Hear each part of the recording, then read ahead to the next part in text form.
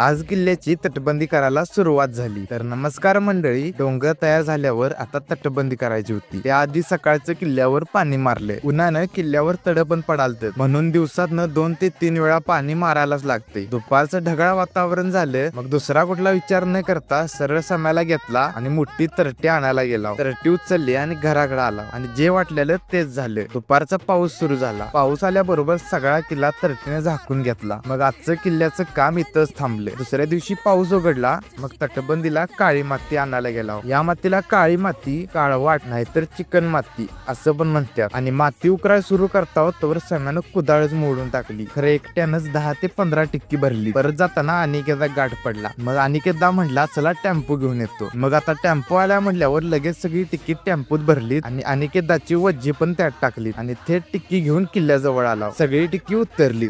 आभार टिक्की आणून दिल्याबद्दल. आणि संध्याकाळी झाकल्याला किल्ला उघडला आणि काळ्या मातीचा चिक्कोल मळला आणि तटबंदी करायला सुरुवात झाली. किल्ल्याचा अर्धा विंचूकडा पूर्ण झाला, पण आता पुढचं काम पण करायचं होतं. रात्रीचं 12:30 वाजले तरी आम्ही किल्ला करत होतो. मग काम थांबवलं आणि आता पुढचं काम उद्याच्या परवात. आणि आपली ही गडबांधणी सिरीज बघण्यासाठी आताच आपल्याला फॉलो करून ठेवा. जय जिजाऊ, जय शिवराय, जय शंभूराजे. शिवबाच्या रूपाचं दर्शन रोज सूर्य घे, शिवशंकराचं दर्शन